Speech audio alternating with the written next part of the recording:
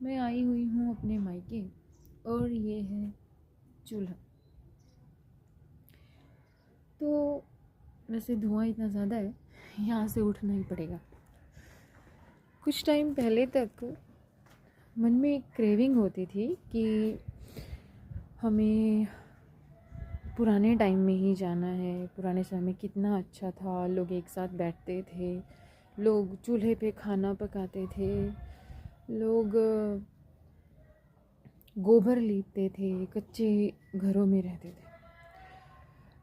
समय के साथ साथ सारी चीज़ें थोड़ी थोड़ी चेंज हुई है। कुछ टाइम पहले तक भी मुझे एक क्रेविंग होती थी।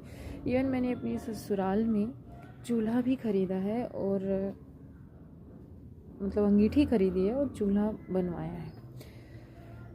लेकिन मतलब धीरे धीरे ये पता चल रहा है कि समय के साथ सभी चीज़ें कैसे बदल जाती हैं और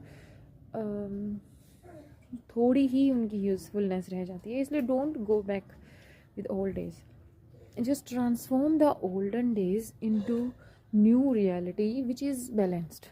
जैसे अब यहाँ पे क्या होता है, मम्मी का 2 बार आँख का ऑपरेशन हो चुका है, मतलब सॉरी एक बार ही हुआ है, एक बार और होना है। तो फिर भी शी ऑलवेज ट्राई कि चूल्हे पर खाना पकाया जाए। अब यहाँ पे ना इंटेंशंस का प्रभाव मैं आपको बताती हूँ। पुराने लोग मान ली चूल्हे पे खाना पकाते थे, शायद उन्हें उनकी उसकी दिव्यता इतनी अनुभव नहीं होती होगी जितनी कि मुझे हुई है, क्योंकि मैंने ज़्यादातर हारी होती है ये, दिस इज़ हारी। तो इसमें ही मैं ज़्यादातर रोटियां वगैरह बनाती थी और तो मुझे वो चीज़ अच्छी लगती थी क्योंकि उसमें धुआं कम होता था और चूल्हे में तो धुआं ही ज़्यादा। तो धीरे धीरे मतलब मुझे वो चीज़ दिव्य इसलिए लगती थी क्योंकि मेरा भाव वहाँ होता था कि मतलब पुराना टाइम, कच्ची मिट्टी, मिट्टी की खुशबू, मिट्टी से जुड़ा हुआ होना, ग्राउंडिंग, मिट्टी से जुड़ा हुआ होना मेरे लिए खुशी का ये पार्ट था। बट आज मतलब अभी कुछ टाइम पहले ही मुझे इस चीज़ का पता चला है कि पुराने लोग उन चीज़ों की क्रेविंग नहीं करते। उन्हें वो चीज़ें जिनके पास थी उन्हें वो अच्छी नहीं लगती थी, उन्हें बस सिर्फ इसलिए चाहिए होती थी ताकि उसमें उनका पैसा बच जाए। ऐसा क्या, क्योंकि वो भैंस रखते हैं, सब कुछ उनका पशुपालन से ही उनका कारोबार शुरू हुआ है, कृषि पशुपालन।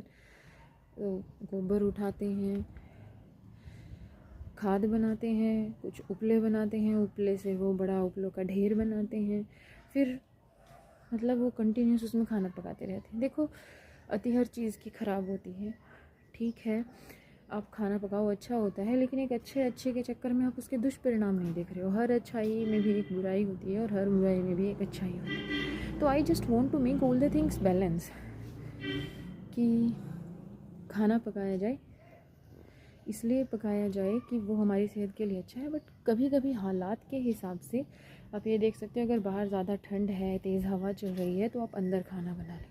अब बारिश में तो ऐसा होता है कि बारिश में भी मम्मी ऑलवेज़ ट्राई कि कहीं रख लिया जाए और बना लिया जाए। बट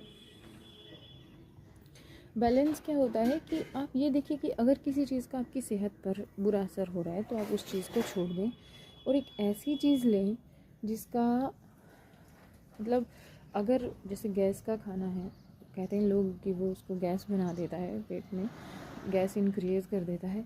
तो अगर वो ज़्यादा हो रहा है तो आप कभी कभी बीच में गेहूँ का मतलब सॉरी चूल्हे पे खाना पका लीजिए ताकि वो चीज़ बैलेंस हो जाए, थोड़ी कम हो जाए। फिर जब लगे कि मौसम ठीक है और आप मतलब कि बाहर खाना मतलब चूल्हे पे पका सकते हैं तो आप आराम से पकाएं। लेकिन अगर आपको लगता है कि मतलब हवा ज़्यादा तेज़ चल रही है या फिर कंटिन्यूस आप काफ़ी टाइम से चूल्हे पे खाना बना रहे हैं तो अब आप गैस पे भी बना सकें। यानी हम जो है वो दोनों के पक्ष में हैं, पुराना टाइम भी, मिडल टाइम भी और जो आधुनिक टाइम आ रहा है उसके भी। सब कुछ थोड़ा थोड़ा बहुत अच्छा है, पर किसी भी एक चीज़ की अगर अति हो जाए ना तो वो आपके लिए अच्छी नहीं होती है।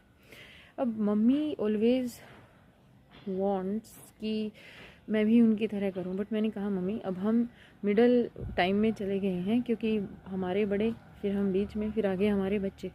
तो अब हम वो आपको सेटिस्फेक्शन उस चीज़ में नहीं दे सकते कि आपकी तरह हम उसमें कर पाएँ। हाँ, ये है थोड़ा बहुत जितना हो सकता है उतना हेल्प कर सकते हैं हम।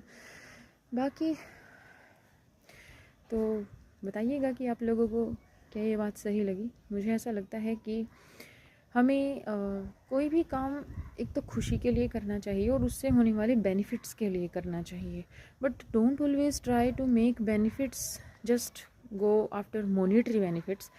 हेल्थ बेनिफिट्स भी होने चाहिए, कभी कभी आपका मन कर रहा है वो चीज़ भी होनी चाहिए, और थोड़ा बहुत पैसा भी बचना चाहिए, वो भी ठीक है। So thank you so much.